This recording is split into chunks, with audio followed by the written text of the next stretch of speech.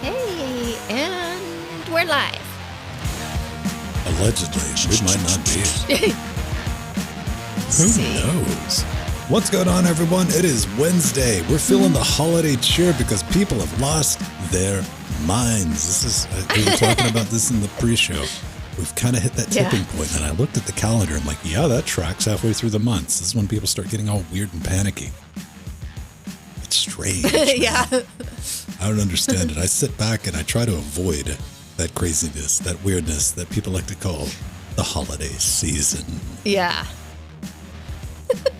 People running for sales on blue light specials. I've never understood that. That's kind of sad. That that doesn't even exist at Kmart. Has never appealed to me. Okay. This is the thing that happens in North America.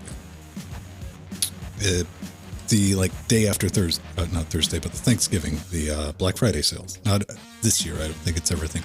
I don't think it's diminishing now that, retail's kind of dying out.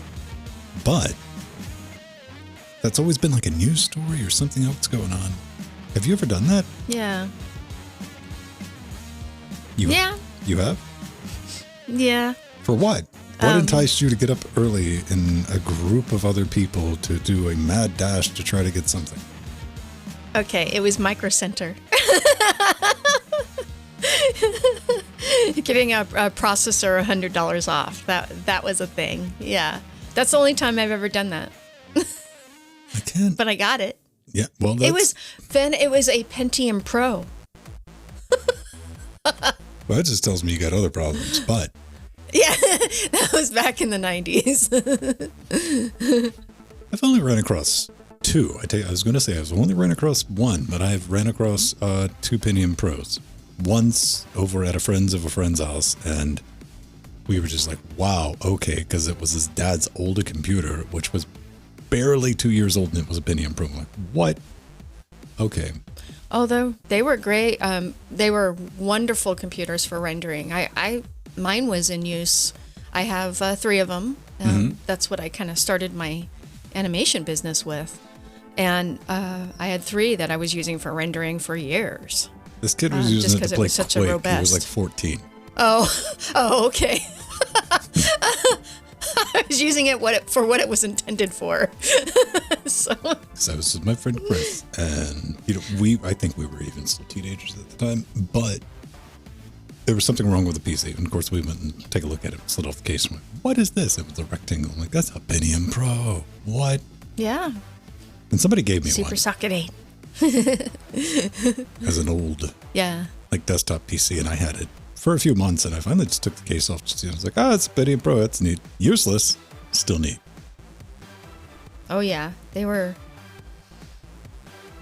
Yeah, they're collector's items now, and now people try and use them for gold scrap. That's their real value, is the meltdown value. Mm-hmm.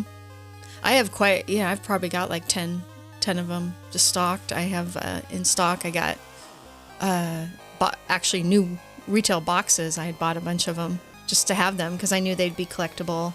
And then for gold, possibly in the future. Oh, Arthurian, love.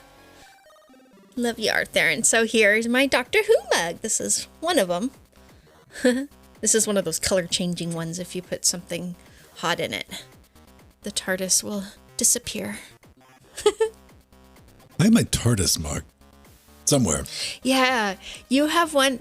Remember, I have the same one as you do. That was like the very first one they put out. So I will get that one out. I haven't used my square one in a while. Don't know where mine's at, and I say like I have a massive collection of dishes, which I do not, but they're spread out somewhere. I have a cup that I use. Then after a year or two, I'll get bored and I'll get another cup. This was a spite buy. This was me at the thrift store, and I couldn't find anything. And it's walking around. I'm like, well, I drove on the other side of town to pick something up. And nothing. Like, I couldn't even find an old sweater. So I found this, and there was a set of 4, and then there were 3. That's the story behind that cup. I know everyone is enthralled by it, but what do we get to talk about today? We got a new version of Pop! OS that we're going to be covering, and people had some problems downloading Yeah, it. yesterday. I did with the ISO myself. I got it downloaded late last night. Oh, that's right. I got a screenshot for the Katie and live story. I need to pull that up. Matthew Strider. I'm going to pictures. I'm going to scroll all the way down to the bottom. Maybe it's this one. Nice art there. No. Maybe it's this one. No. Cool, Don M. Oh, we got our Twitch recap. Our 2021 Twitch recap. That came in. Oh, nice. And let's see. That was top categories. People watched 7,000 hours of our Twitch stuff last year. Well, during 2021. So that's 526 hours live, and we got 540 followers in 2021. Oh, that's awesome. Wow, cool. And we can add that to YouTube, the YouTube statistics on the views. That would be cool. But you have access to that as well. YouTube's all over the place. Here's the thing about YouTube. We have YouTube, like Creator Studio, which is just a hot mess. Pain. It's a pain, yeah. And with YouTube, like number tracking, view tracking, at any given time, I can pull up 3 different view counts on a single video. They're that out of sync, and it's just anything you can do at any time. So where's the Katie and live story? I need to move this over to that. 2110. Yeah. I mean, I don't have anything negative to say against Pop, but that was an interesting experience. According to the System 76 employee, they had to change over their infrastructure settings like halfway through. Because I know Strider was talking about 500 errors. Yeah, he was. Pretty early. I'm like, all right. I don't know. I've never been one to, well, okay, this is untrue. This is untrue. I used to be that. Let's grab the new thing the first day and find all the problems with it. This is not my life anymore.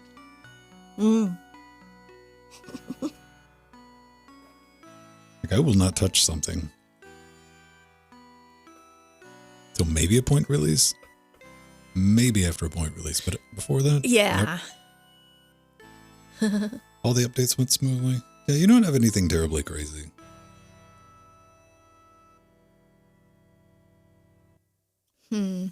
I haven't run app update on anything in here, but then again, all I get is security updates these days.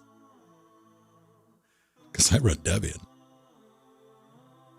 If I got a new version of software, that means there's a security issue with it. I'm trying to get lined up. But That's wonderful, Matthew. Yay, I need to update one of my machines. My other ones that have Pop, I keep on LTS. So Pop does have an LTS? Well, I just don't upgrade it until the next, the next even numbered. It's going to be interesting to see how they play off Pop. You know, being a derivative of a derivative. Yes, yeah. But I think there's all the wonderful features they're doing. Looking forward to the Rust implementation as well of Cosmic. You kids can have that. I don't want anything to do with that. I have nothing against Rust. I have to tango with Rust more than I would like for some audio things. But oh yeah, that's right. You do. That's the only Rust in my life. Bringing that to the desktop, again, this is what I'm excited to see. I'm always a huge fan of innovation and people trying some stuff, you know, especially exactly, yeah. for a long time, I was a champion, but just the crazy moonshot stuff Canonical's doing, you know, with their own desktop and making the phone and all that. Because nobody else had the resources to even attempt it. And you don't expect much of that stuff to work. But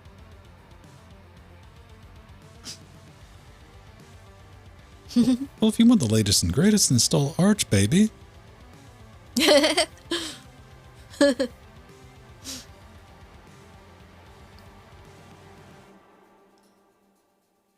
Never under 1604 servers.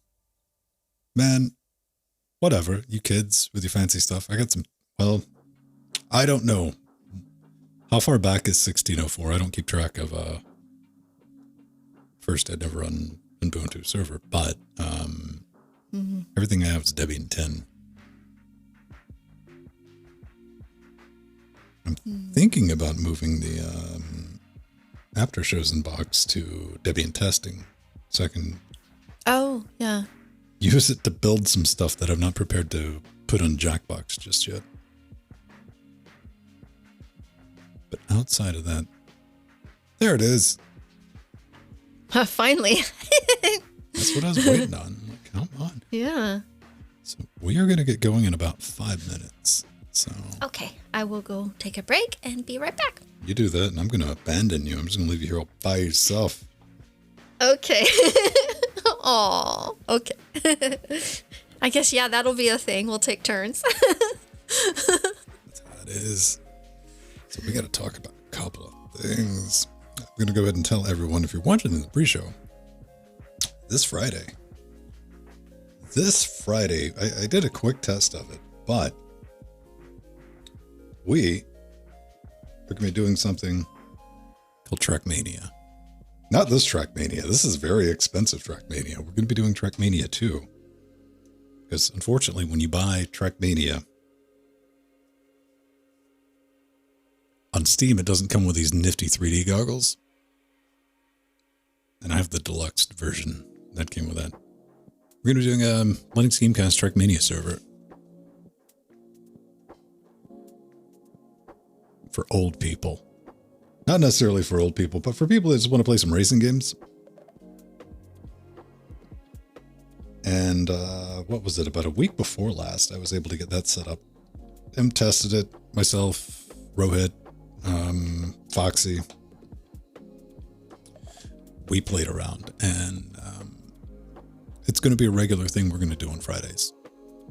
So it's going to work kind of like, I guess maybe you would say like themes.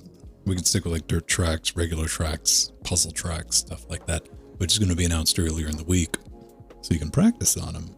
And it's going to be our own private server where, I don't know if I have it set up for this week, but we're going to be able to keep track. I'm going to set up a little database and it's going to track it automatically. NVIDIA 3D gaming. I cannot see 3D. There you go. There's a Venn fact. This stuff, like these glasses or the electronic ones with the shutters, don't work. Not at all. I just see nightmare. That's it. I put those on. It's not a good time.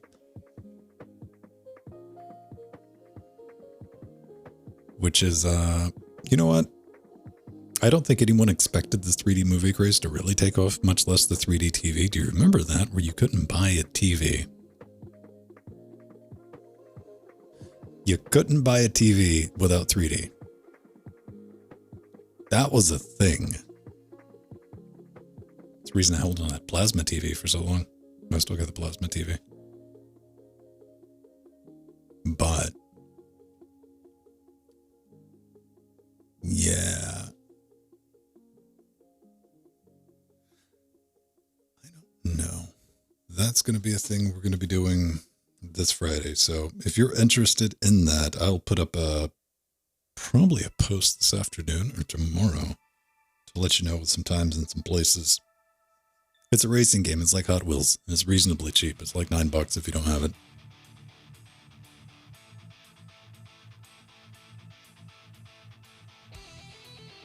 That's completely ridiculous. Anybody wearing those deserves anything that happens to them as a result of them wearing those. Nope. I don't know. I've had 3D explained to me a couple of times. Like the effect. I don't feel like I'm missing out, you know? I think I'm just going to be able to get through this particular life in one piece without the 3D.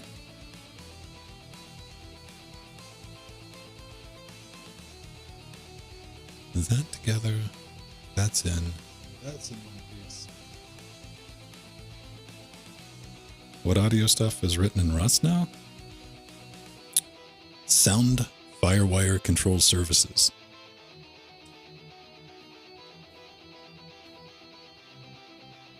That is all of it.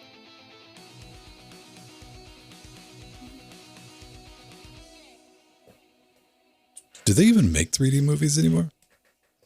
Like in general? Because along with like that was going to be the big push. You know? All the TVs had 3D capabilities, then all of the movies were available in 3D as well. And I'm going to say, fortunately, that has went away. But Joel, do you like 3D movies? No, I can't even watch and see them without seeing like multiples of 20 because I only have one eye. I only watch with one eye, so mine is a little bit different. I just see red-green nonsense, or yeah. Like when Disney does 3D, theirs is much better because it's not the red, green, blue. It's not the traditional style. It's a much more newer, but those still bother me. I mean, I still see multiple images. It's actually with some of the new movies and the new rides. I don't even need the 3D glasses because I can see it pretty good with one eye because they've gotten so much better with the not having multiples of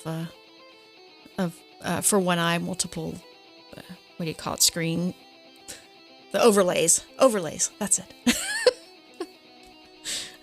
Where is VR going to fit in this? Let me tell you where VR needs to get. I'll tell you, when VR gets to this point, everything changes. VR is not about the games. It's for me. We're talking, once we get 12K, fits on your head, doesn't weigh anything, wireless. I know, things have to happen. I understand this. We're talking about the future. Once you have that resolution and the ability to set up as many virtual monitors as you need in any position that you want, you're good. That's when all this goes away. All the other side that you guys aren't seeing, what you're seeing behind me, all these monitors, like done. Put on the headset, done. I can have spatially anything I want. I could have the virtual representation of this monitor here. I'm like, all right. Now, the best part of that, I'm going to look incredibly silly doing live shows. Very true. Sitting in your chair all by yourself with maybe a keyboard, probably not even a keyboard because, hey, you can already do like the touch typing with the controllers. That finger tracking is going to get to the point where we're like, okay. And then, of course, hipsters are going to need to, it's like, but it needs to click.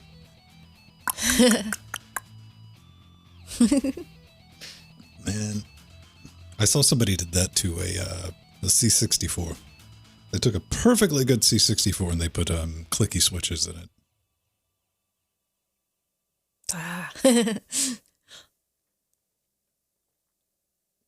And I would not ever reward this. All right. Let me get something to drink. I'm going to bounce in and out. Swordfish. Okay. Swordfish was an interesting movie.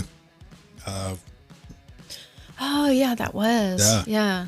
Two good reasons. I need to watch that again. Because I've only seen it once.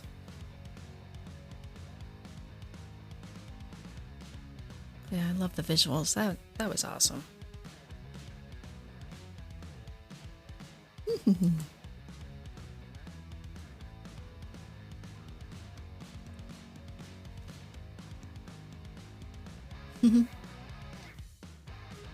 Yay, Don M. That's a good shot. Good scene.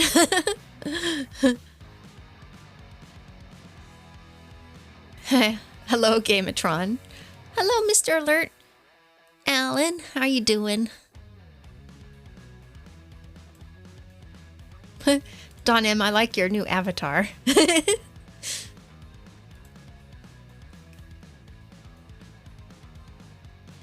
Most definitely.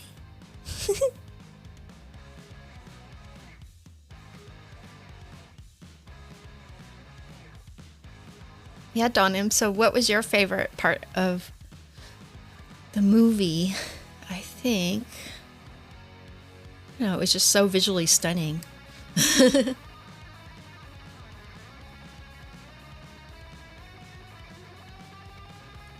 Yeah, I want to rewatch it because I have forgotten some of that movie.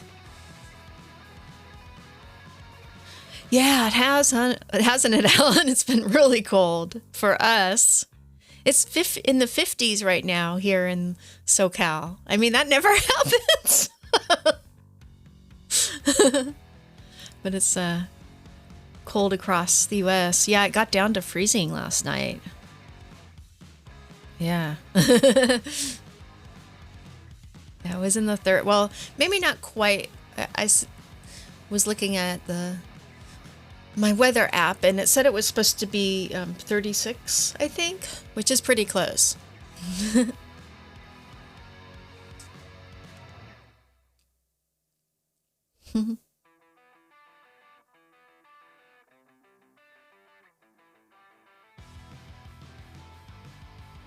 Yeah, the flying cars. Yeah, that was cool. 37. Okay, that sounds about right. Yeah, because I think it got colder than the weather app said. At least I felt colder. I had to have the heater on most of the night.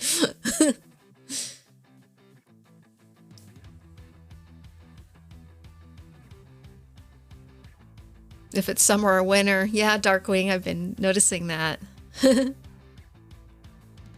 Winter is finally starting to win. Getting a little cooler.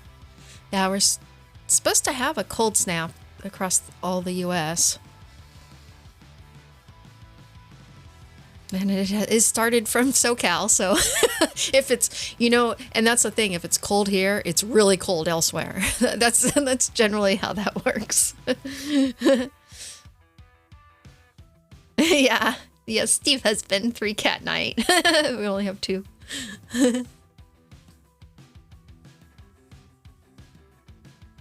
Yeah, our one kitty, Frodo, he knows he's happy to be inside at night.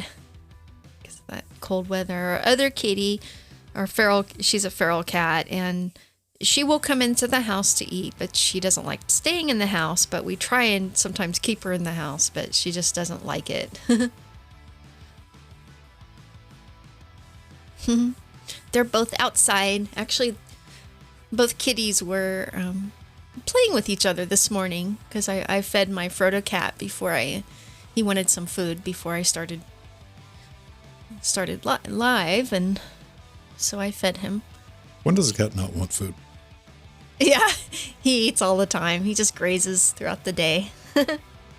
But because it's cold, they eat more too. Because our one kitty who's actually feral, we try and make sure that she eats as much as possible because she's outside. And Vince, so it's been really cold here, unusually cold for SoCal. Okay, so hang on. What does the Californian consider cold? Well, it's 57 degrees right now in the sun, and it was in the 30s last night, almost freezing for us for Fahrenheit. Mm-hmm. Which is unusual. So when do you consider it being cold, though? When do you walk outside and go, I'm a weather wimp. Cold. When it hits about 64 Fahrenheit, which is about like 18 Celsius.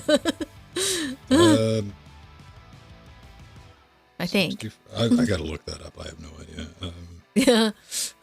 I kind of had it memorized for a while, but 64 maybe off. What is that in regular numbers?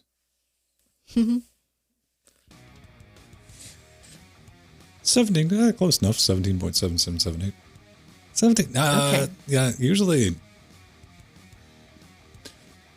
I wouldn't consider that cold. I'd consider it like, Yeah. not too bad. Like anywhere between 17 and 20, maybe 21. Anything over that, it's just too crazy. Too hot. Yeah. No, it's usually 19, 20, 21 here, Celsius. That's kind of a normal. That's not bad at all. I mean, that's Because I'm by the beach, so we get the ocean breeze. right. And it stays a little cooler here. See, I don't think it's going to get above. No, it's like 10 degrees today. So Okay, so yeah. but it's like this is that weird time of year. Even the weather went crazy, where you'll have like the low in the morning will be like 6, then the midday high will be like 10, 12. The low in the evening will be 19 degrees. It'll just continue getting hotter. For like, okay, fine, whatever, weather. Beach moderate. Desert creature. Yeah. I don't know.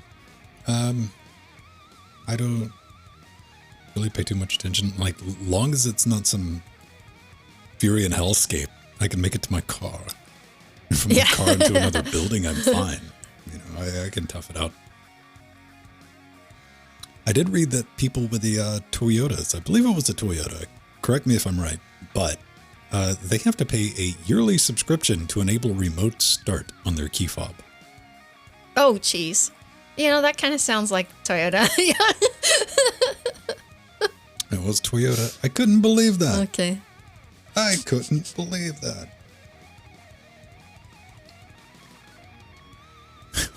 Just, Any way to make money, I guess. it's just like a weird Auto thing. DLC, yeah. That's a good one, Steve. Like, and there's no service to that at all. That's just because of reasons.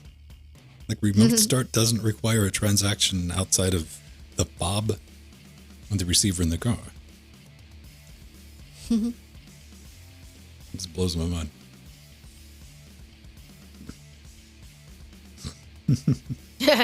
Game of Tron, yeah.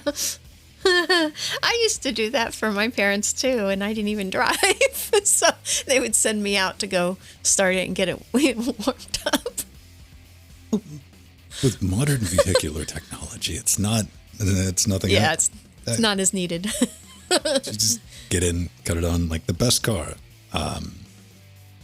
Heat wise, if you're that person where you gotta wait for it to heat up, is anything after 85.5-2 Porsche 944s, because they got a heating element built into the dash. Where you cut the heat on, it just melts you. Like, it was so nice. Oh, yeah, that was a good one. But I got heated seats in my car now. That's like the most pretentious thing.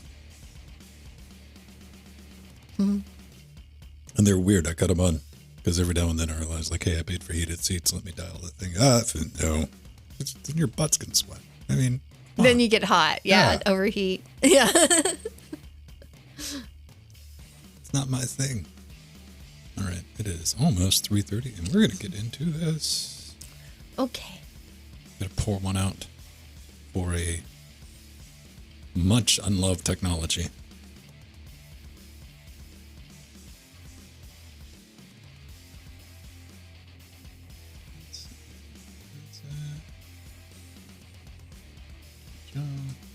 Two shot. Right.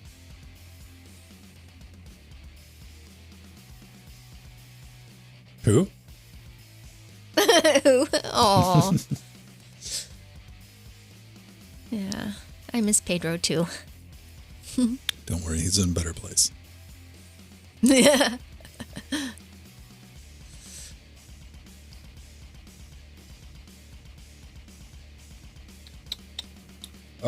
That's not a good mix.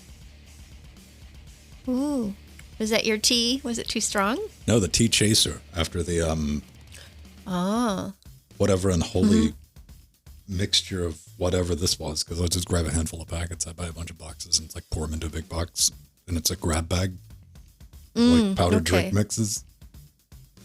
And I add a caffeine one to it, so I don't know what that is. I couldn't even describe accurately whatever flavor that is. Somewhere between like watermelon and blackberry, ice, lemon, whatever, with pineapple. I was going to buy some decorations for Frank. They were out. Christmas decorations are gone, man.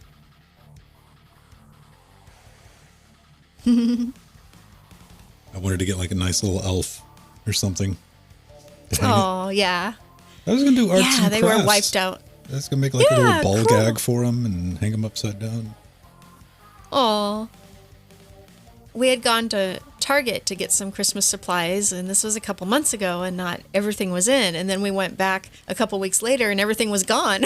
So I wanted to get just a little fake Christmas tree, and we did elsewhere. But I figured for sure I could get one at Target. Well, everything was gone. So this year we didn't have a real tree. We got a fake one. You got to get the trees right at the beginning of the Christmas season, when in July. Yeah. Christmas in July. They have everything's went full Christmas music too. Yeah, they do that we have a couple stations that do that in the radio stations. Do just Christmas music for a day or two in July. All right, everyone. Let's get underway.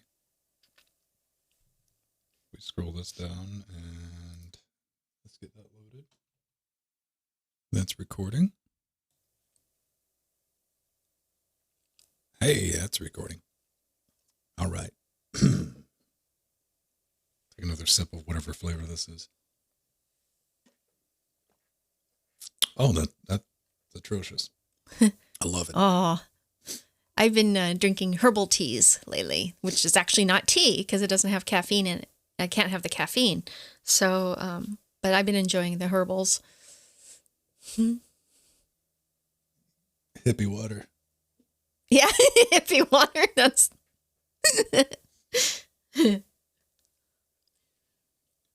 And welcome back to Linux Weekly, daily Wednesdays where we sit back, relax, take that midweek break, just talk about some of the fun things that we found going on in open source Linux, anything remotely related. I'm Vin, and that's Jill. That's it. Hello. If you were just hanging around, sticking around, yeah, Pedro said his goodbyes. He said, I'm done with both of you yahoos. I'm out. I'm never doing it again. And he switched to Windows 11. No. I'm going to miss Pedro. If you weren't around for the live stream at the end of that, well, there's still Pedro to be in. Yes. Scheduling with work. This is crunch time for Pedro on top of everything else in like the middle of the week with his job. It's like, I'm going to like install Windows 11. We don't want Pedro installing Windows. So yeah. He's going to be taking a break, chilling out. We're going to be dialing this down to, if you've been around for a long time, you know this show started out as like, hey, it's a two-person show. We're going to bring a third person in, rotate a minute out. Then we got lazy. Then we got a third person. We're like, you know what? Then the show just kind of blow it up, and it's another hour and a half long show. So this is going to give us a chance to speed things back up a little bit, you know, to that original tagline, like in and out in like 30 minutes instead of an hour and a half. But we'll still be around for a long pre and post show because that's just how we like to do it. Spend time with the community. But that's not always going to be the case because that's going to have a third person slot open for rotating people in. You know, if Pedro does have a chance, he wants to pop in, Jordan wants to pop in, or somebody else. Sandy, or even Matthew. Let's I mean, aw, Strider. We'd love to have you, Frenchie. So, yeah, that's that. Yeah, see, that's Strider. He was former Jill. Jill replaced Strider. Scared him off. Yes, like, I didn't know what to do. Aww. Man, what have you been up to? We were talking in the pre-show about because I was just having a think. I'm like, man, people are acting very, very much not sane as of late. And I pulled up the calendar when we were talking, like, oh, it's the middle of December. That'll do it. Yeah. And especially this year with shortages and so last minute shopping is not good this year. Too many people do that and then they get frustrated and things happened in the stores. Have you been They partaking fight in that? over blue lights. No. No? No, not at all. Steve husband and I did our shopping early online and in the stores. We went to the mall about a month ago and did what we needed to do. And then we were done. Dude, I wanted to go check out the mall. Jill, you were talking up malls like last week, and I know that we have a mall laying around here somewhere because I've been to it. Yeah. And I wanted to see A, if it was still open, B, if it was looked like some abandoned zombie set piece, but I forgot. Maybe I'll remember to do it next week. Anything else going on? Just getting ready for the holidays? So just getting ready for the holidays and looking forward to a short break and seeing family and friends because last year we were in lockdown. So that was a little difficult. So that's really nice. And actually, Ven, I'm getting my booster shot today, right after the show. So yeah, I did it between podcasting and my shows so that I wouldn't miss anything. All right. Right on. I've been playing around with a bunch of stuff, but before I even get into that, for my brothers and sisters out there of a certain age, we got to pour one out. Arthurian, one of our beautiful party patrons, sent in a note, which I saw. We got to say goodbye to 3D now and the Linux kernel. Because, and I quote, instead of fixing this broken mess, simply take it out. Oh. 3D now. Well, how I've never relied on thee for a singular thing. We don't miss that, really. That's still a thing. I didn't go as far to figure out what was the last thing 3D now was support. So, like, had that instruction set floating around. I have to imagine modern Ryzen systems don't, but I guess maybe it does. I didn't look that far, but we don't have to worry about it anymore. I think Athlon did, but I don't know. Maybe. Yeah, I haven't looked. I haven't looked on the newest Ryzens. They did put it on the packaging for the Athlon 2s, not on the front. It might say it on the back, and I was looking at the bulldozer on the shelf back there. It doesn't say, because that used to be a prominent feature. Like 3D now. Yeah. Like, we had MMX and 3D now, and we were all sitting around going, 3D sucks, because this was before Voodoo came out, and 3D was bad. We all had those case badges. Oh, I did not. I was a rebel, Jill. Oh, okay. Didn't. I always liked all the case badges. The best I'd do. Okay, I had a Superman AMD one where Superman was like pulling his shirt off, and instead of having the Superman, it just said AMD in the little case badge. Oh, yeah. Yes. But all the ones like even Very to this cool. day, the case badge stuff, like at best, I had a case for a long time that had a giant door, and I'd stick them on the inside of that because I don't want people seeing. Like, Oh, yeah. Yeah. The only badge I put on cases now are the Tux Penguin. That's what I do. I have to decorate it with Tux. No. All I'll use is glitter. That's a bad idea, kids. Don't use glitter, because if you do, you probably only do it once. Couple of things. Holiday shopping pro tip from your friendly neighborhood old man Vin. I noticed I went to look for some AES cables. Now, for the video listeners, I'm holding up. They're kind of difficult to see. Basically, they look like XLR cables, for your microphone. You plug them in, 3 pins. It's got male, female in. That's not what these are. These are basically the same thing, but they're digital. They're 110 ohm cables. I was on Amazon, filling out some stuff, getting some cables and stuff for the studio. I'm like, okay, I need 2 of those to test out a thing. Normally I use Ethernet cable, but this is for another adapter. They're like $60 a piece on Amazon. Oh, goodness gracious. I on laughed. Amazon. Go to eBay. No, you don't. Apparently, the only thing AES EBU is used for in the consumer space is like wicked high-end audiophile, air quotes, around receivers and stuff. You know, people who will easily be separated from their money. And apparently they have a lot to get rid of. Okay. So there's only a couple, and they're like, oh, it's braided with extra non-oxygen X2 technology, whatever. Maybe it's got 3D now in them. I don't know. Maybe that's what like happened. monster cables. The equivalent of that. And yeah. after I was done having my good laugh, listen, you've probably made positive life choices and you'll never encounter AES cabling in your life, but maybe you'll run across somebody who has. That's why I'm throwing this out. Go over to Monoprice and pay your $3 a piece for the cables. They're the same thing. Also, DMX lighting cables, same thing. Yes. But I do have an announcement. This is a game. This is a game that every young boy and girl might have encountered at some point in their life. Trackmania. It's a simple thing. Yay. It's Hot Wheels. You bounce around, you go loop-de-loop, and you try to get to the end, preferably with the rubber side facing down. Usually not the case. This is not the game that I'm setting up a server for. I'm setting up one for Trackmania 2. We did a bit of a load test week before last just to see. Load test is being generous. I wanted to see if I could set up map rotation, but I'm going to be setting up a Linux Gamecast Trackmania 2 Stadium server for us to play on and practice on every Friday. So Woohoo. That's your thing. This week, I'm going to be doing some performance profiling. So there's going to be 10 spots available. We're going to be running through. If you want something to practice, it's going to be the red tracks, the D series tracks. That's what we're going to run through just for testing. And it's for fun unless, well, you know what? It's all for fun long as you're in first place. Then it's great. Unless you're winning, no one's keeping score. But I invite everyone to hop in. I'll put the launch codes up. It works with Proton out of the box. You don't need anything special for it.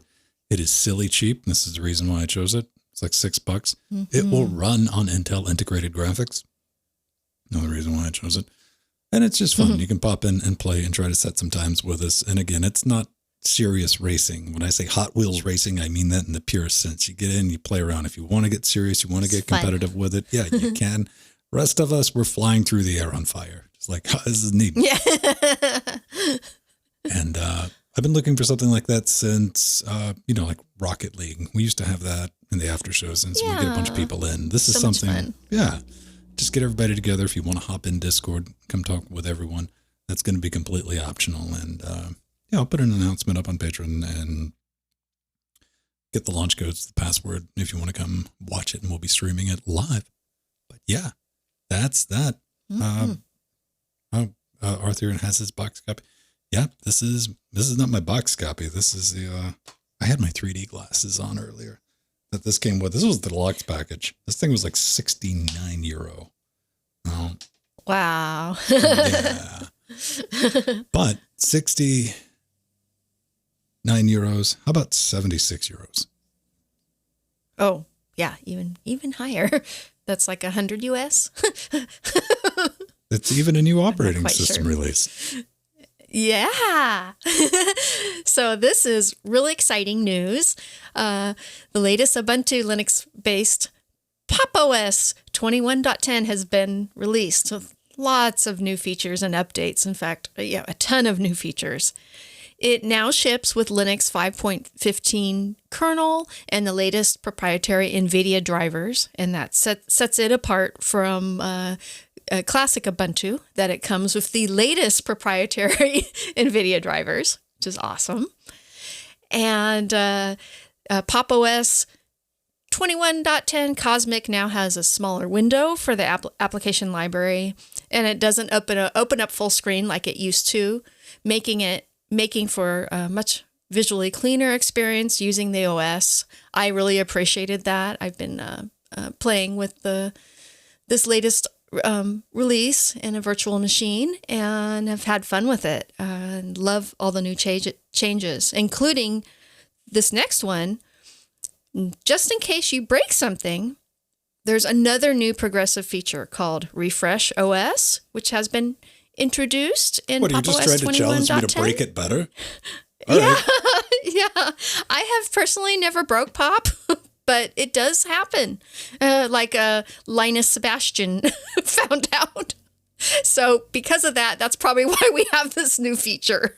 So Refresh OS gives you an option to reinstall the entire OS without deleting data from the home folder, which is really, really convenient. So you don't have to worry about backing up your data before you do reinstall. And that's really nice.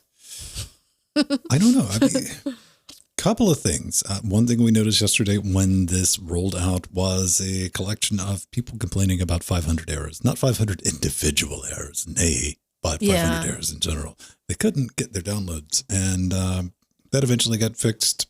They were able to switch over something on the back end and get that out on Tuesday, which is good. Apparently by Tuesday evening, everyone was able to get all the pops that they wanted. Now, another thing in this announcement is the Pop Pie Tech preview. And it's a preview because System 76, like, not a lot of love and attention in the QA department has went into this, but wants people to go test it out. So if you get a chance to do that, I suggest it. And they made it a point to throw this in.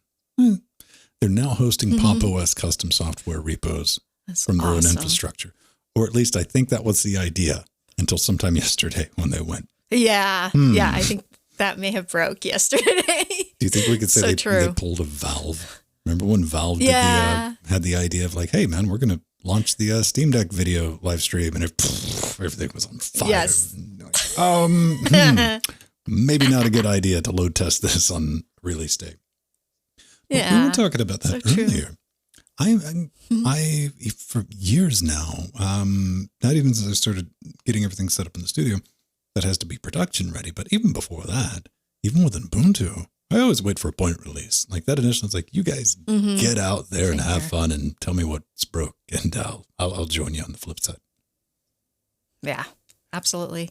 I don't know. Yeah. Man. So this version, has so much innovation. Oh, not to mention, there's a new ARM build for Pop! OS 2110 for the Raspberry Pi 4, and that is available to download. That's been much anticipated. That tech preview. So that's going to be neat. Yeah. Now, one thing. It's awesome. Pop gets so right. Oh, always. Because once they started doing this, you might have an NVIDIA card. Yeah. I'm just saying. You might have an NVIDIA card. And this has been a problem with, not even a problem. This has, for me, been a collective, like, why don't you just have this shipped, configured, and ready to go out of the box when you install the operating system? Yeah. I don't think twice about it. I'm Debian, man. I got to enable everything. I can download it and but install the run files. Yeah. But for somebody new out of the box, Nuvo, man, that's just to keep your fingers crossed and hope you get through the graphical installer if you need it. But yeah. Pop gets that right. They should get credit for that. Having the accelerated drivers configured. Now, I don't know what the state is currently on Ubuntu with installing that, but I'm saying every distribution should at least have that as an option. And the only thing I've come like, well, NVIDIA might be up. If NVIDIA was upset, they'd probably set some button now. I'm just saying. Feel free to write me some email and tell me how incredibly wrong I am, because I sure as well might be. Now, let's get in the holiday season with a little bit of Dracula. You know it. You love it. Yeah, really, you do. Because if you're anything like me, when you're shopping for themes, this has been around forever, but it's not really what you'd call a dark theme. It's that purple theme. It's better than the one that sears your retinas off. And what I didn't know, the reason I bring this up is they have their own website, which it's like, this is really neat, DraculaTheme.com. All this is going to be in the show notes because, purple beats seared retinas. This is neat for me because it acts as app discovery. Like, what's this thing do? What's this thing doing? Now you get your standard ones like Chrome. That's in there. But there's other apps, GTK themes, wallpapers, Oracle SQL development. Man, who'd never wants that in their life? NetBeans, Eclipse, Console, Firefox, Better, Discord. I didn't even know that was Well, okay, maybe I did. What's going on with Tmux? Yeah. That's a clown no like on that one. Qubit, Torrent, Alfred, things I've never heard of. Now, a lot of this I have, but Walks, I don't know what Walks is. Yeah, that one I don't know. Does it tell me what Walks? No. All right, live your best life and download Walks and let me know what it is. GitK, Facebook, Termux, MOBA Xterm. Yeah. Yeah. Just go there and check that out. It's got Mutt. It's got Mutt. It's got Telegram. This is Save Your Eyes. Adam. Because Emacs. Yeah. That's important. I don't like getting blinded. And I know finally on Android, you can just set a dark theme for everything. And pretty much all the apps do a good job of obeying. But that's like something I genuinely dislike. And with Chrome, you can set in flags. They have an experimental dark mode, which it works like 80% of the time. But I'll take the other 20% where it just doesn't work and live with that over just getting blinded. Try to watch things or just read websites. So I am very, very happy Dracula's got its own little page that doubles as app discovery for open source projects. Yeah. It's like, that's kind of neat. It is. And the theme actually reminds me of the Twitter one I use, not the black one, but the darker blue Twitter theme. So that's what it reminded me of. And I really liked it. I installed it in Firefox as an add-on and on gedit. And I was impressed with it. And yeah, like you, Ven, I love that website because it lists everything. I had no idea that theme was available for all those programs. It's in a lot of places, man. Speaking of Twitter, I got an invite. You at least know about Tweetdeck, right? Oh yeah. I use it every day. I say Tweetdeck to people and I'm like, what be this? Like it's a sensible way to use Twitter. For story, news, data gathering. I got invited to the new Tweetdeck beta. And I uninvited myself from it very quickly. Not that it was, it's more of the same, but with more stuff. You get more options for like your spacing and like image previews and stuff like that. I'm like, I made it work. I played around with it for about 10 minutes and get everything set up because that will eventually be your future despite any protest, hashtag thumbs down, right? Yeah. And I was letting it run and I kind of messed up. I was getting everything cut on in here. I'm like, why is one of my cores like turboing on this Threadripper? It never does this. The thing runs in on-demand mode, which means it's normally like 2 gigahertz, 2.1 gigahertz. It was like 3.9, 4.1. Like, what's going on? I cracked open HTOP. Just sitting there in Vivaldi, it was doing between 39 and 70% on one core. Like, wow. Okay. So if you're on a laptop, it's not memory. It's not CPU efficient. It's doing something. Dial back whatever data collection you got going on that there, whatever you got, man. It's not going to be my thing. But video trimmer. Yeah. So I don't think we've ever talked about this on LWW, at least since I've been doing the show. God, can you imagine, Ven? It's getting closer to 4 years. I can't count that high, so no. Yeah. So if you just need a quick and easy way to cut your videos for YouTube or for presentations, then Video Trimmer is a great app for you. And you don't have to learn how to use a complex video editing app like Kdenlive. But Video Trimmer 0.7.0 is out, and it has some very, very nice updates. There is a new checkbox for accurate trimming with re-encoding to the output file selection dialog, and this helps with more frame perfect output so you don't get little glitches. And it also has a better look and feel. It's GTK based, and now it matches the GNOME Adwaita theme a lot better. And even better than that, it now defaults to a dark mode. Yay! So I was happy about this update, so I had to throw it in the notes. It's really nice.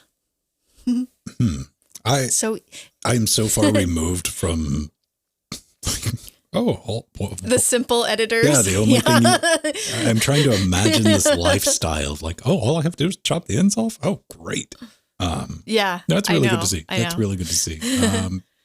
But maybe, just maybe, you want a long and complex way to trim the ends off your video. Well, I'm just joking around, but there is a new version of KDN Live 2112. And, a couple of things in this release. Man, that's some mice type, isn't it?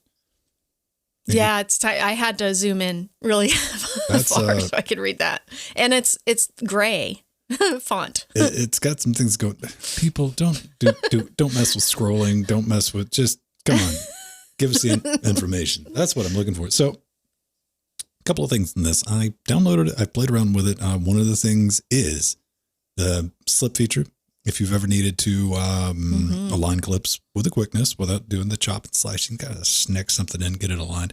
That's good to see. Multicam editing is now a thing. Fortunately, I've not made any terrible life mistakes to ever have to deal with that, but I know it's a good thing that it is there. Motion tracking. Woohoo. Now, this is with the DASIAM RPN tracker. Now, there's been motion tracking in KDN Live before. There's a couple of other different ways to do it, but this is using this new tracking algorithm.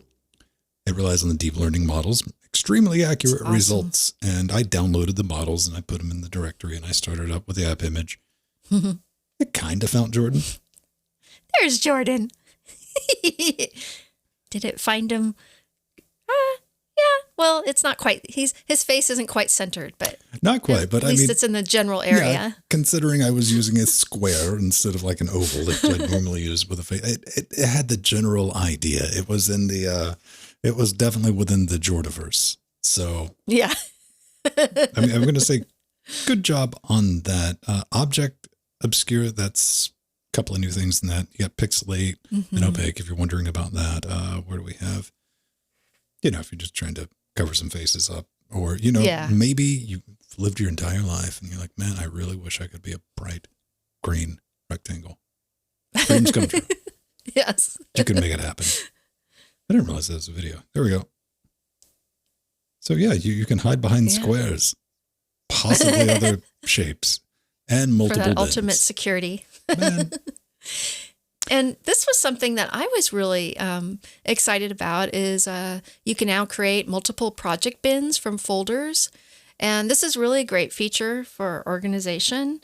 And I use this feature all the time on the likes of DaVinci and, Premiere. So I'm really happy that they've added that to Kden Live. It's pretty really decent. Nice. And like motion tracking, face tracking, all that stuff is straight up Scandinavian witchcraft. I have some experience with it on DaVinci because it uses their neural AI engine to Yes. And when it works, you want to call people like, come here and look at what this thing's doing. Look at it's awesome. And when it doesn't, it's bad. It's like it squirrels out and there's nothing you can do. Like, no, come over, and you're nudging it, trying to teach it. And it's like, no, this thing's more interesting than fingers will throw it up. I ran into that. So that's good to see. Always good to see more improvements in KDN Live. Now, this, I before we even talk about this, I had to think, I was like, should I buy some of this stuff to do a video? Like, I don't know if I could deal with it. Oh, okay. So, no, I like Razer products. I don't have a problem with Razer products. It's blinking products. You don't like RGBs, I know, the rainbow vomit, or the clickies. Yes, that's why my Razer Black Widow Chroma is not here on my desk for when I broadcast. So in case I need to use a keyboard during our broadcast, I'm not going to drive Ven up the wall with the clickies. I got mute buttons. Bring it. Like Jill's being awfully quiet. See, danger is that the danger with having mute buttons is sometimes you forget and somebody wants to be on about something. Oops. So speaking of which, we're talking about OpenRazor version 3.2.0. It's out, and it has much more Razor RGB hardware support and lots of bug fixes for Linux. And it now supports the Razer Blade 14 laptop released in 2021, the Razer Blade Pro 17 laptop released early 2020, the Razer Blade 17 Pro laptop released mid-2021, the Razer Black Widow V3 keyboard, full-size keyboard, and the Razer Death Adder Essential 2021 mouse. Very popular devices that Linux users like to buy and want to get their RGB Linux working users with were all better the things. than this. We can strive to achieve a non-blinky life. What's the non-blinky life? Well, what's really nice is it now supports also the Razer Blade, the Razer Black Widow V3 Mini Hyperspeed 65% wireless keyboard that I have been wanting to buy, and I have in my Amazon wish list. So I've been wanting that little 65% keyboard because I love the Razer keys. They have such a nice feel to them. So and their RGB is spectacular.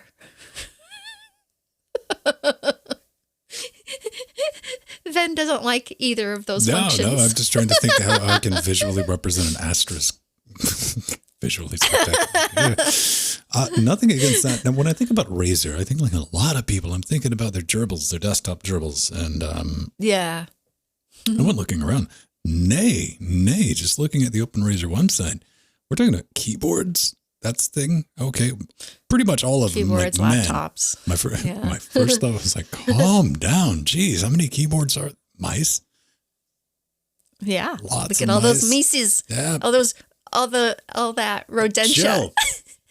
Blinking gerbils is not enough. Yes. I need my pad to blink too.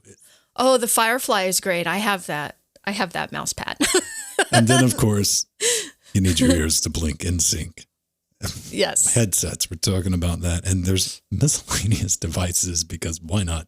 What's the craziest one in here? Nothing too crazy. The bungee. You can get a Razer mouse bungee so that you're that, man. Look at that. I can get a blinking mug holder.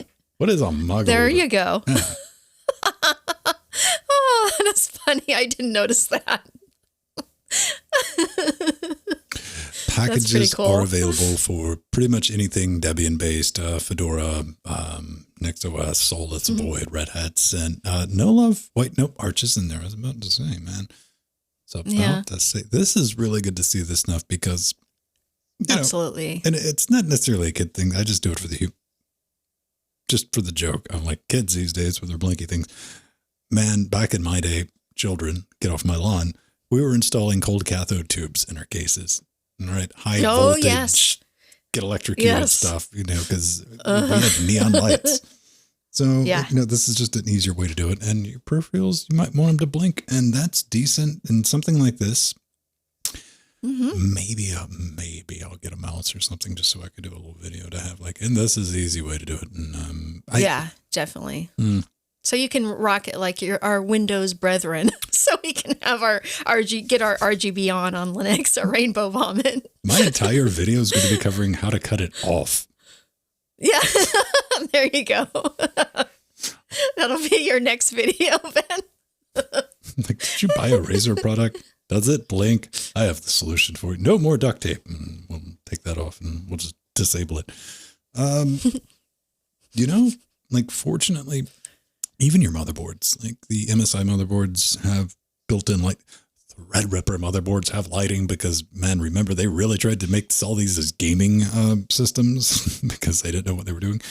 And but there's an MSI tool where I can disable the RGB stuff in this board. Fortunately, it's just white lights and I don't look at it. Oh, okay.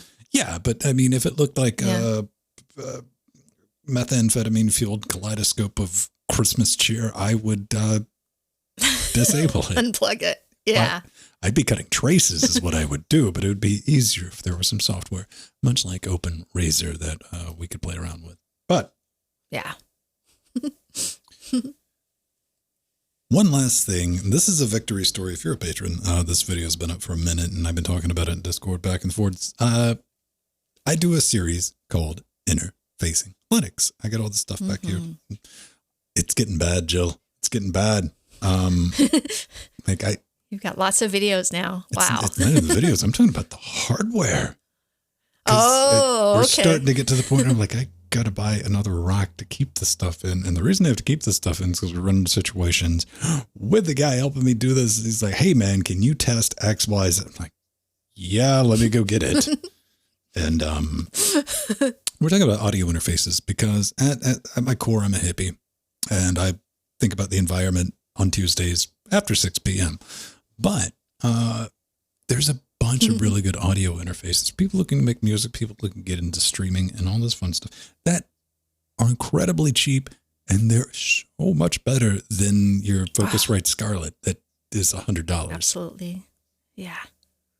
And the reason I started this entire series is I saw FireWire devices. I'm like, I wonder if you can get FireWire devices under Linux. That'll be a fun, retro video. We'll play around with it and get a PCIe FireWire card. And I bought this thing called the DigiDesign from Avid, the 003R, because I found one for $100. And I found a website, Zam Audio. I was like, hey, man, back in 2013, I reverse engineered the drivers for it, and it's great. I'm like, okay, $100. This would be a fun little video, and I get it. It's a brick, kids. It's a brick. Now, that's what I didn't realize. Let's take a little size comparison. That's my little Focusrite. And then it's nice, bite size. You could probably eat it. You wouldn't be too full. Oh boy. This is awesome. A 1U system, 8, and it's got the digital out for light pipes and all that fun stuff. Reasonable size. Then there's this. That's what we're taking on. So, wow. The other ones you could probably fit on your desk, but this, if you have this on your desk, you might as well put a monitor on it and pretend you're computing in the 90s. It's really the best I can say to that. It works now. Initially, it didn't, because way back when, 2019, in the before times, even the reverse engineering site, I'm like, okay, that's great. I set it up. I try to use it to record, and it's like it clicks and pops. I go back to the site, and I'm like, hey, Zam, clicks and pops. Like, yeah, it's no problem. Never mentioned it anywhere, but yeah, by the way, like, we need to do something about this documentation for audio devices. That's the origin story of the Interfacing Linux series. Then it was my attempt to call it a fool's errand, but somebody's got to do it, right? Get Yeah, this stuff properly documented, and just been doing it out of pocket when I got some spare change laying around. This now works. This has come full circle. This got me introduced to TAC. He's one of the also developers, and he was able in May of this year to implement clock recovery for this device and get together. And it's like, hey, yep, I still got it, and plug it in. Moral of the story, despite the size of this is an absolute win. I love it when a project comes to the end and everything's in one piece, and setting this up, relatively straightforward. If you're looking for like high end, we're not talking, nothing against Focusrite stuff. This is a whole different category of audio interface, and also MixerWorks, Pulse Audio. You could theoretically use this as a sound card if you needed it. Latency is pretty decent. I liked it, and you can get one for about $100. But as I pointed out in the video, these are not retro gaming consoles. So the front faceplate is just pristine white. Oh, okay. They do not require retro brighting, because when these things were released, they were 1,200 pounds cash. These were not cheap devices. Well, then again, it was DigiDesign Avid. We're like, that sounds about right for them. They don't yellow over time. So if you see one and you're thinking about getting one and it's yellowed, it's going to smell like an ashtray. You probably want to avoid it. Oh, yeah. That's your little pro tip on that. But I don't know what I got up next. Oh, there is the French interface I was playing with, the sound card. That's on the site, linuxgamecast.com. That's a fail. That doesn't work, despite what the Also Matrix says. I went so far back, I was playing with OSS emulation. Just trying to squeeze something out of it. Like, come on. Yeah, to get it to recognize. I could get it to make a couple of sounds, but nothing. It's not a usable piece of kit. So unfortunately, those are showing up on eBay now, because for whatever reason, those are just going to go away. But yeah, PCIe FireWire cards. Grab one if you're looking to get into music production, streaming like that, because these I will fight anybody on this, man. The industry, especially on the high end, figured out AD conversion around 2003, 2004. Everything else after that feature sets. Fight me. Send me some email. Nice. My DigiDesign Mbox 2 Mini is running beautifully. My USB interface that Ven did a video on. So go and watch that. It was only $20 on eBay. And that was on the high side, man. Yeah, and that was high. That's like the brilliant thing about it. It's not just so much as just saying, let's find out if they work or not. It's finding some good value deals because I'm a huge fan of value stuff. Go check them out if that is interesting to you. I think up next, there's like two things I want to get. But one, it's going to cost more than, here's kind of the catch. I don't want to spend a lot of money on something just for a video. I'd never want to get into the point where I'm thinking about buying something just to get a video out of it. Does that make any sense? Yeah. No? Yeah, absolutely. Like that'd make a fun video, but it would be very useless to a lot of people. But the other thing, it would probably be more useful and just not as entertaining. We will find out. Hey, if you want to help out doing that, you become a patron, like the lovely party people. We got a couple of levels. Couple of rewards, Sure do. Dance for our cash. Death Notes. Sea monkeys. Sea monkeys. We got sea monkeys? No. Tell me about this. What have you done? I leave you alone for monkeys. 5 minutes and we got sea monkeys? No, but we do have chairlings and we do have sea monsters. Sea monkeys. That's what I meant to say. About that time I realized this sea monkey was 20 stories tall. Do we have some new sea monkeys to thank this week, Jill? Yes, we do. We have Zinthyrus Gaming, who's a new patron. Thank you so much. And Axelmo, who's a new patron. And Axelmo I've been talking to in chat. So it's been nice having you. And thank you so much. Chat? We have a chat. Where's that at? How do you, what? Discord. Oh. Yeah. Okay. Or IRC. We got IRC, we got Twitch. Or Twitch. We got Chatbot, which ties in for our live shows. If you're on IRC or on Twitch, Discord, they're all tied together. We do have a Discord for patrons or Twitch subs if you want to hop on that. And that's where we're at the other 6 days a week. And I was watching yesterday as Strider was resurrecting Chatbot, making it, bringing it back to they had chat ops going on. That was kind of interesting. But we got Amazon Wishlist. 'Tis the season, whatever. I got a list for the studio. That's how you end up with being displayed on this back here. But more importantly, Jill requires things that blink and have fur. So she's got a wish list. If you send her something on that, you get to send a note. And whoever gets the note has to read it. So watch out, Steve, if you accidentally open the package. And that means you have to take time off work and come on the show and read the note yourself. There we go. That would be great. Steve Husband can send me the glow-in-the-dark penguin that I want. And then read the note. It's a victimless crime. So, holiday pie. Yeah. Oh, look at that. That looks like kind of like generic M&Ms. It doesn't have an M&M label on it. I know. That looks like a brownie. That looks like a brownie. It looks like somebody like force-fed a Care Bear some M&Ms and Nutella and detonated it. That looks like the pie version of Rainbow Vomit. RGB. Dead serious. That is probably more processed sugar than I've ever consumed in my entire life. I would take the Pepsi challenge on that. But it is time for that slice of pie. We get to talk about something that I have that I'm still waiting for some things to get sorted out because the extent of testing I've done for my Pi 02W was, hey, it boots. Put it back in the box. Which is a crime. Because there's so many wonderful things that you can do with the Raspberry Pi 0W2. That right. Yeah. That's right. What are we talking about? It sure does. Wi-Fi. It's got the Wi-Fi for your Wi-Fi, but somebody wasn't happy with that. They're like, we can do better. We can go further. And you know where this is going. We're going to put an external antenna on it. I'm like, all right, that's fine. And, please note this modification is done at your own risk. And come on, it's a buy. I don't even remember what these were, like $15-20, something like that. Just buy another one. Try again. Yeah, exactly. Pretty straightforward. For a few bucks and a couple of pokes with a hot stick, you can get the Pi Zero W2. Just a little bit of a boost. I mean, this isn't, you're not going to be picking this up from like the next state all of a sudden, but it isn't. Yeah, there's some number digits down here. What was that? About 9-10 dB boost and a bunch of them.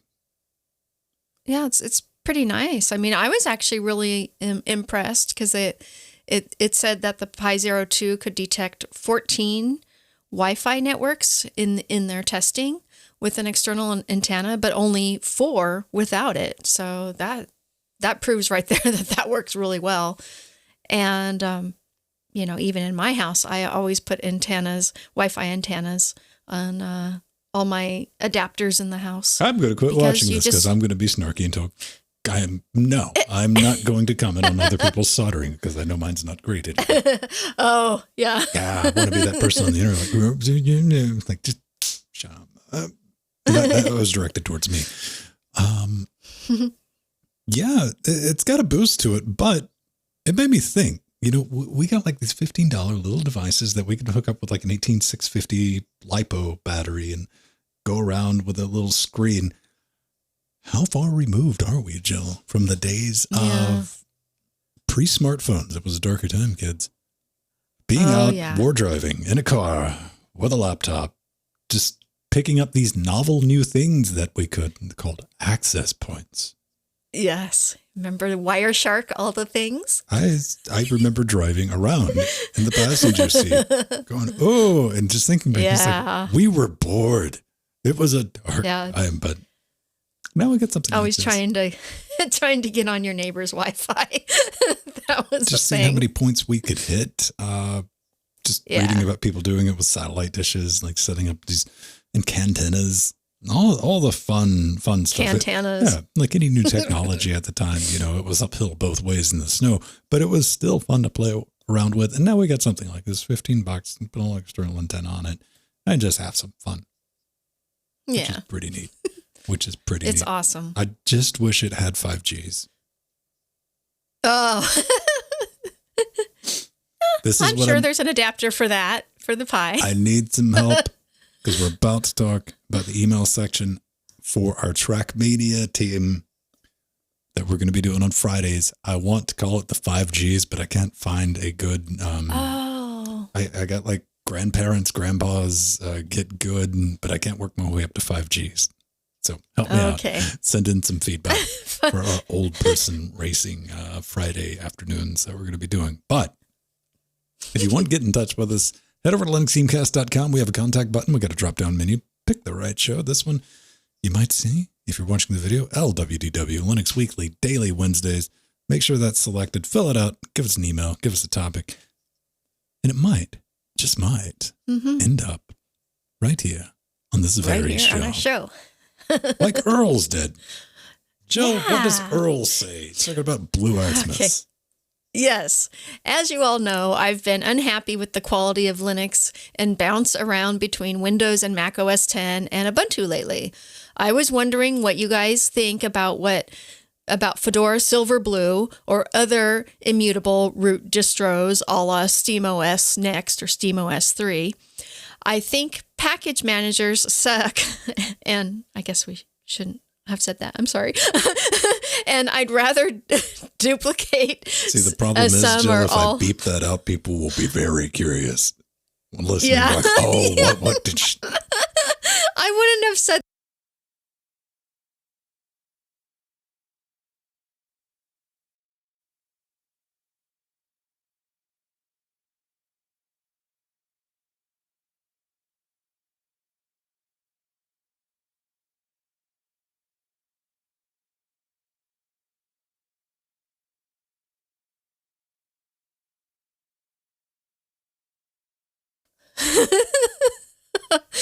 with Fedora Silverblue. So that's a great distro. I think it's a great choice. You're going to have to give that another run. We had an audio glitch there. Oh, okay. That's why I was waving at you wearing the shut. Oh, okay. I'm sorry. I missed that because I was reading. So, yeah, just... Okay. So you get a take two. You don't have to worry about me bleeping anything out. Okay. Great. Okay. So the email from Earl states, as you all know, I've been unhappy with the quality of Linux and bounced around between Windows and Mac OS X and Ubuntu lately. I was wondering what you guys think about Fedora Silverblue or other immutable boot distros a la SteamOS Next. I think package managers aren't that great, and I'd rather duplicate some or all libraries and take a hit to space than have to worry about library compatibility and versioning issues. From Earl. Oh, thank you, Earl. Yeah. I think you can flat pack all the things. Honestly, Fedora Silverblue is pretty great. I know a lot of people who use it exclusively. So I don't think that's out of the, realm of, having a distro you would enjoy. So horrible idea. sounds I good would to me. never recommend doing anything like that. Simply because... Yeah. I knew you would say that, Ben. Me and Ben like to install our packages natively, so I try not to use Flatpak I'm just or Snap. violently against containerization on the desktop in general, on principle. Yeah. Here's the But thing. it is nice for updates. It's easy to update. I have an issue recommending anything, even Fedora's like, this is experimental. So Yeah, true. that's not going to be your ideal.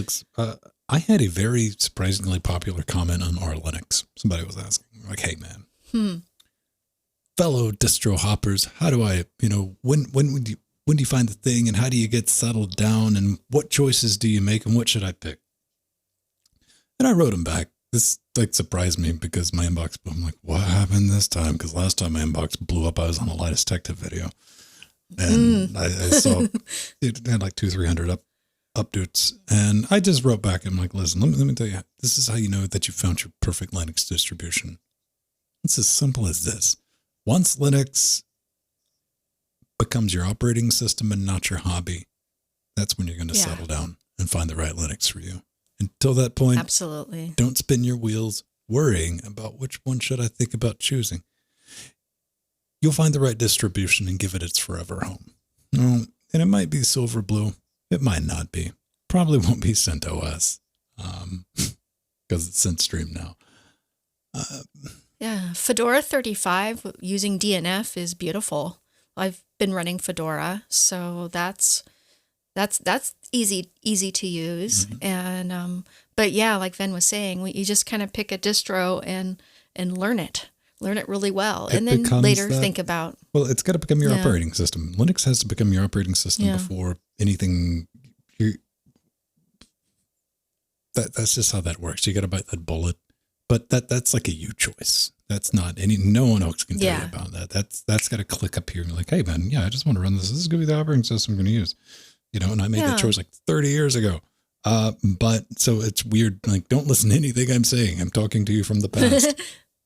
Yeah. But that's how I feel about things. Like, I'm going to try this. The idea of switching up even distributions. Now, I'm still the person that has the home partition because I'm that. I'm like, I do too. And that gets backed up more than anything else. Or like switching to a different operating system for the funsies. Out of the question at this point in my life. Not going to happen. But I don't know. Fedora Silverblue sounds like, it would be, maybe I'm saying this the right way. It'd be very difficult to break it. Yeah. I think you'd have to get particularly creative. I don't know. Definitely. I mean, I have ran it and never had a problem with it, with the flat packs, even in, beta. So it's still very stable. Go for it. Report back. Yeah. Let us know. But we got to get out of here. We still managed to run long because we talk too much. That's our problem. Don't worry about it. Roll some credits and we'll see you next week. Maybe I won't cut the audio off again because I pressed the wrong button. Maybe. Yeah. Oh, that's what happened. Dude.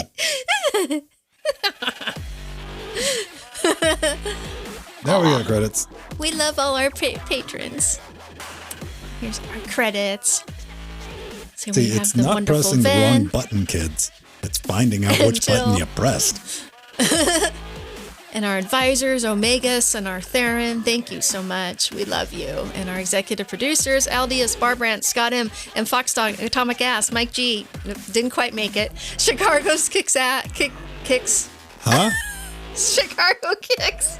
We're spitting mad fire tonight, aren't we, sister? No. I'm summoning my inner Pedro. Ladies and gentlemen, Aww. we'll see you next week. Right. Bye-bye, everyone. Love you. Potty mouth doesn't get us kicked off there. Oh, sorry, Ben. I was reading. That's not my normal. It was because I was reading it. Oh. Appreciate it. All right. Yeah, I accidentally tapped. It took me a minute. Okay. Yeah, I was like, everything's running. Nothing was crashing. I'm like, why is the audio getting from this computer to this computer? This is an issue. Yeah. And I didn't want to stop anything, but I see. And sorry, I didn't see you because I was reading. I was focused. My one good eye was focused on fine. reading. Nobody could hear you. That was yeah. Okay. They couldn't hear me either. Everything got real quiet. Oh wow. Oh, Steve. Oh. That sounds like a Steve problem. Oh, probably, man. Probably.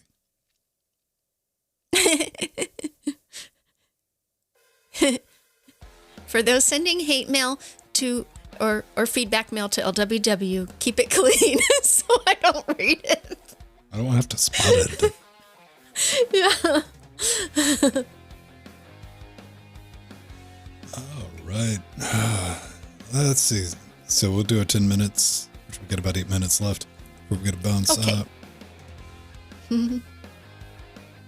SGA 320. You got a shovel?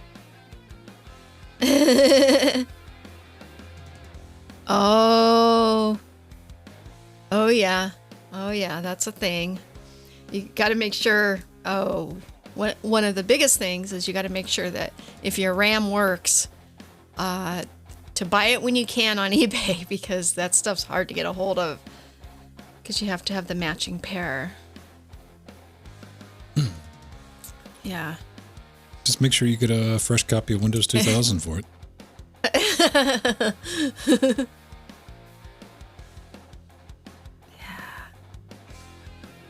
Yeah, I still have a working SGI machine. Can't access the Discord chans. Just unsync it and resync it.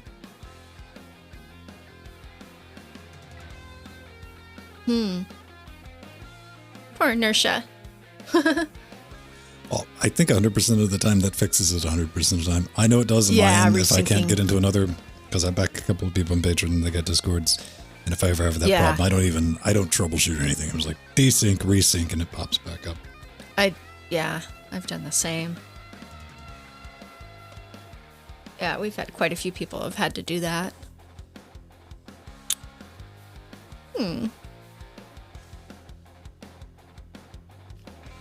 Hey, Jordan. You're working at home. Are you on a lunch break now, or just enjoying LWW? No, it's always wonderful to have you in chat, Jordan. Yeah, that's like the whole thing. I know you're. He's almost always here, anyways. To the ban thing, like we've never issued a ban. Like that is going way above and beyond like our attention. Chat takes care of itself. Yeah, there's no bans or anything like that. And that bot just runs on its end. Well, that might be the problem. Yeah, like we don't run the Patreon bot.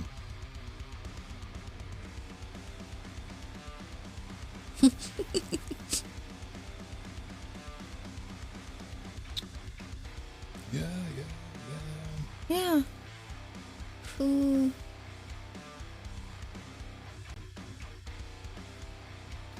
Yeah, Nursha, we need you back in Discord. What was the last CPU with 3D Now? I need to know that. Yeah, I'm gonna look too. Because I do know I do have an old Athlon with it, but that doesn't mean that was the last one, so.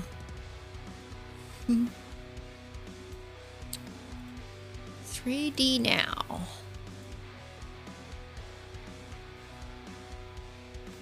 I have already given you money, Wikipedia. Yeah, I've done that a couple times this last few weeks. All AMD processors after K6-2 based on K6-64 Phenom architecture families. Not supported in Bulldozer. Okay. So, all right.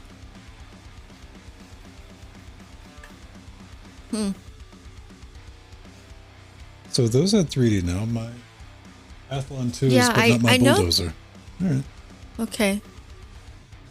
Nothing of value was lost. Well, yeah, SSE, but not SSE 3. Yeah, I know my AMD K6-2 and 3 had it because it was actually on the case. Well, hang on. Let me go get a box. I got it from.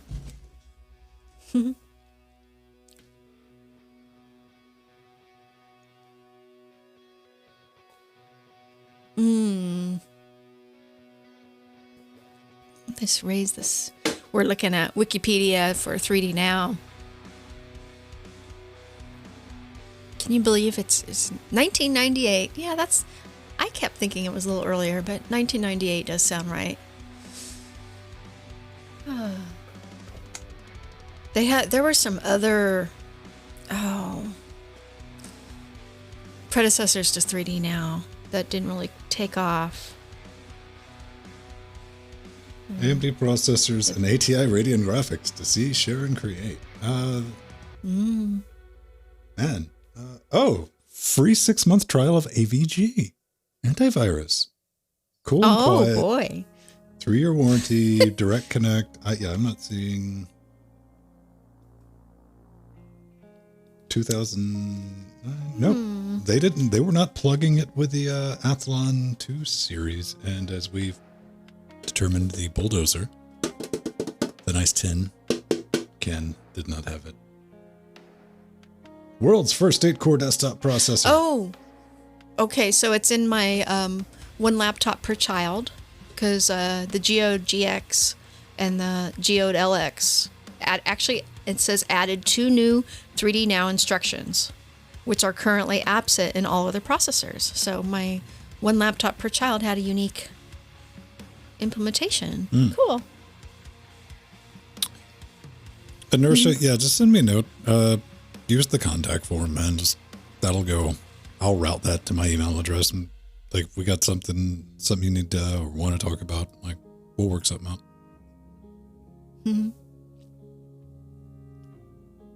Yeah, followed by the class action lawsuit, which, mind you, I think that check was like $30 or $40. A class action check.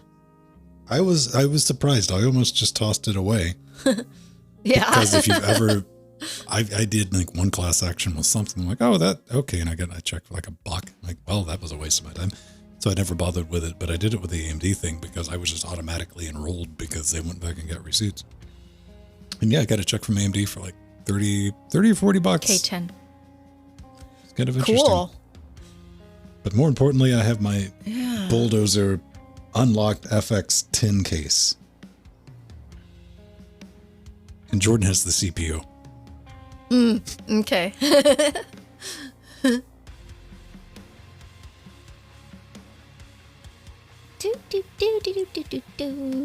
Cell handset locking. So the last AMD APU to support 3D Now was the A8 38070K, which I do have that. Man, look at these speeds. X2 240, 2.8 gigahertz. What is this? Oh, 3 gigahertz. True quad-core design. 2 megabytes of cache. Huh. One of these has got the CPU in it, but I'm not unboxing these things. They're just going back up on the shelf. It's heating you. That will do it. What was that? The 8120, maybe? No. 8150. Yeah. Yeah. Jordan said it's heating my 10. Yeah, that's the thing. It would. It would chase you out of a room by itself after about 2 or 3 hours. Wow. Like, I forget what the TDP was on that thing. You could clock the snot out of it because I ran it at like 4 gigahertz on all cores.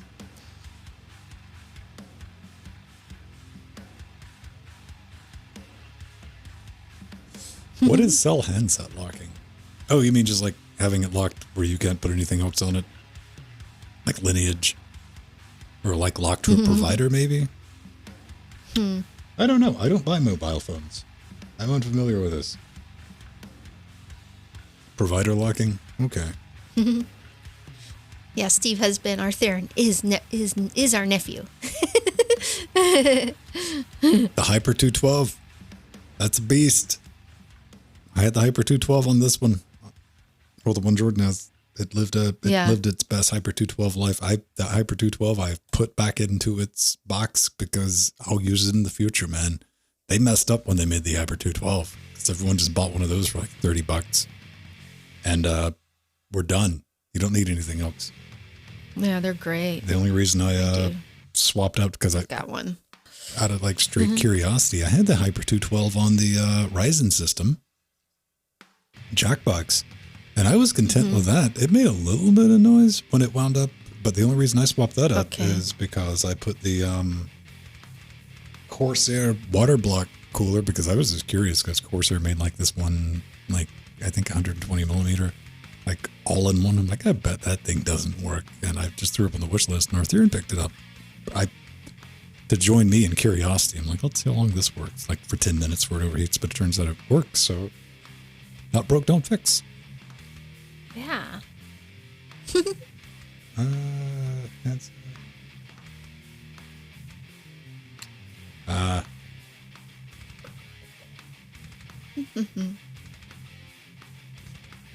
Just casually cut the video back on.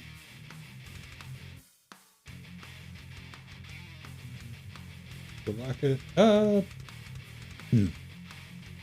Yeah, I guess now everyone just buys their phones outright. Right? Yeah, just easier. It's just easier. That's what I always do. I had picked up a Galaxy S10 a while back ago because I wanted the flamingo pink one to go with all my clothes. And I paid $100 extra to get flamingo pink, but I do like that phone. The reason I got that one is it was the last of the Samsung series to have a proper headphone jack. See, I'm a fan of improper headphone jacks. I want 1/4 inch. Yeah, XLR. there's that. Like that's thicker than the phone. No. Yeah, XLR is the best. There's mini XLR. Yeah. I haven't played with Mini in a long time, but I remember years ago at the radio station. There were a couple. I have Pedro has one too. The AKGs still utilize a mini XLR connector to plug into the headsets, which I think is a brilliant idea that every headphone manufacturers use. AKG's got it. They've always had it. You just plug the headsets in. That's right. When you got to get up during a commercial break or even in here, I just unplug and you just keep your headsets on. Yeah, that makes sense because that's what I had them on my headset at the radio stations. Yeah. That was a thing.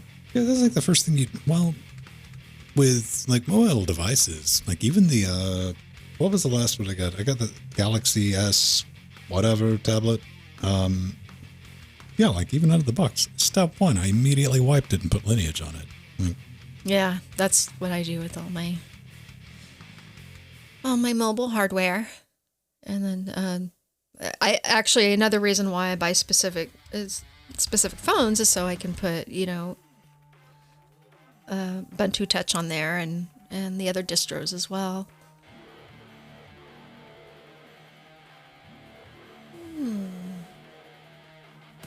yeah, I still have quite a few OnePlus phones for that reason, so I can play around with certain distros. I thought about buying a OnePlus phone. Who was it? Got their Librem phone. Oh, was Darkwing? Was it Darkwing? That was after Yeah, 3 I think years. so. That was you? Yeah. Yep. See, I was right.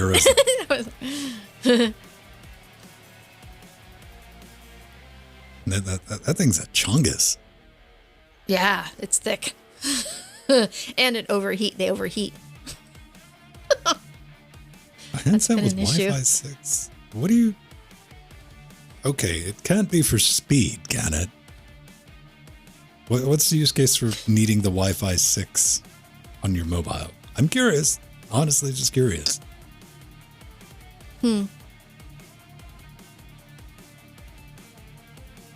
Yeah, Darkwing. Yeah. A friend of mine who works at Red Hat was doing a bunch of tests with the temperatures, and it was insane. It was like 85 Celsius on idle. He was having all kinds of issues with it, and he does believe he did get a dud, but he was able to send it back and get another one.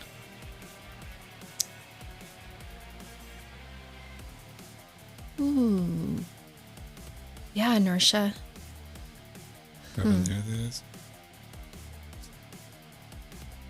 Yeah, I'm like you, Inertia. I love the OnePlus series. So like, I actually still use my OnePlus One as a Wi-Fi tablet. that's what I use it for, because it's still working, and I've always loved the screen on that one. I think like anything that I have that I need, like anything wireless, like mobile devices, I can get a couple of megabits or whatever, but I got a couple of access points and repeaters in here. Just like this has got its own dedicated system just for the studio. But I mean, if it has better coverage, I wish like 2.4 gig is still got some decent coverage as long as you don't have a microwave anywhere. Yeah.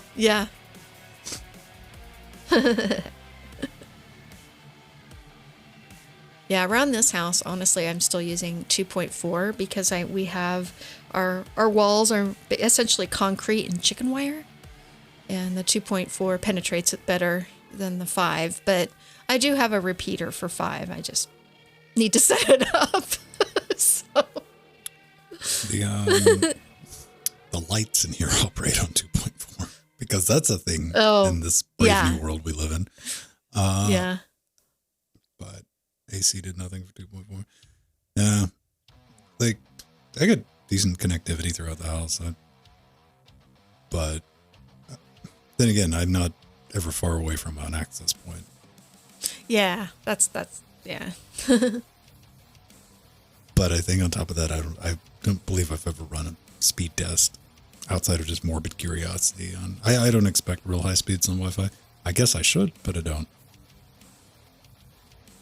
No. I see people. I usually get pretty good. Who pull up their Internet of Things, and they have it like, oh yes, I have. I see this on the Microtik forums a lot. They're wondering what HPAC to get. Like, yeah, I have about 63 internet connected devices in the house. Like, are you mad? No.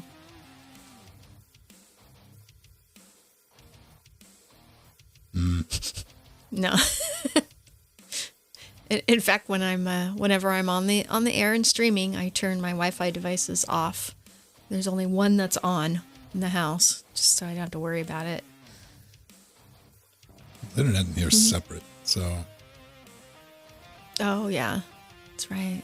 There's legitimately this switch. It wasn't a joke when I did that video of Patreon. This is the internet switch. This connects it. You don't flip the switch, nothing in here is going to work internet-wise. Surface Pro 6. I just kind of, I don't know. Like, at this point, I just expect Wi-Fi to be Wi-Fi, and it kind of works.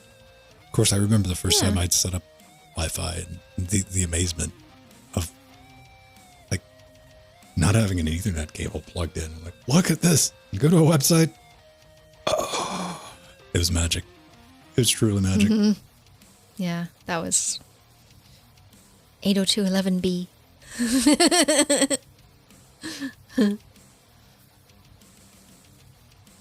Yes, I've transferred yeah. data at the speed of smell. Yes. Yeah. I've used IR beaming. Actually, truth be told, on a lot of my vintage hardware, that's sometimes the easiest way to send files to them. So I don't have to worry about floppies or hooking up external zip drives or SyQuest drives. I know at the university we have a couple of systems set up for Li-Fi, which I think that's fascinating. Yeah. And like outdoors setup. I'm like, all right, that's cool. But I don't know. Wireless is just ubiquitous at this point. You just expect it to be able to connect online anywhere at any time.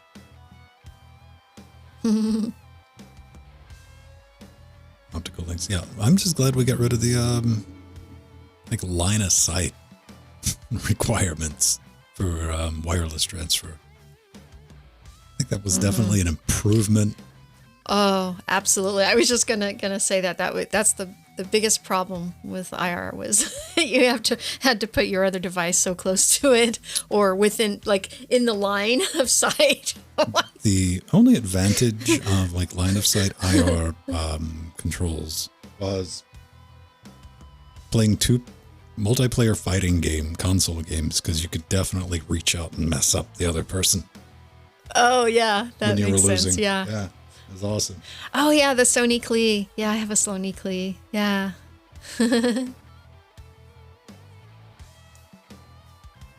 Random changing. Yeah, that was a thing. Remember when the wristwatch came out? Like the Channel Master. That could cut off TVs. It would just cycle through. So you could be in like we used to have these places called malls with like walls of TVs or sports bars where you could activate and it would shut off the TV. I was not responsible enough to ever buy one of those because I'm like kind of terrified I might use it at some point. But I know my brother used that. He'd done that before. I could see that. That could be a thing. I think we went in, and I do believe it was the local Zodi's that he did that. We went to Zodi's and Gemco, and he changed all the TV channels. Is that like a restaurant?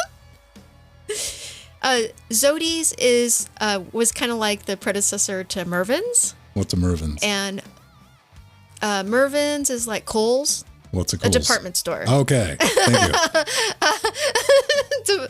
A small department, a smaller, well, there's some big ones, but they're generally smaller department stores, not as big as like Macy's or Broadway or Bullock's. Boy, I'm aging myself. White front. Sears. Sears, yes. Now Sears is old school. Oh, I think Sears is gone now. Yeah. It is. Ours here at this mall was one of the last ones to close. So it was one of their top money makers, so they didn't close it till the end. Artifacts of a bygone era. Yeah. Still exists in Canada? Yeah, I've heard that. Yeah, they're still in Canada. That was good. I was good. Canada's got like some weird offshoots of things you just think are dead. We're like, nope, we still have them in Canada. Unlike Target. Target's not a thing in Canada, strangely. Yeah, which is weird. I love Targets. Yeah. Target gave up. I had them for a hot minute. The last Blockbuster, I think, has been converted into where you can rent it overnight and like stay in it. I'm not making this up, if I'm remembering correctly, and like have a party or something. It was something bizarre. Yeah. All right, it's coming up on 4:50. What's going on in the Bryant Reichener household? Oh, well, in about an hour, I got to leave to go get my booster shot. my husband's going to come home and pick me up. Yeah, Are you guys going to go out for like some nice warm ice cream or something? Ooh, actually, that sounds good. Peppermint ice cream. Actually, I have some of that in my fridge right now. You're welcome, from Steve. The local. Oh, it tastes better if you would get some.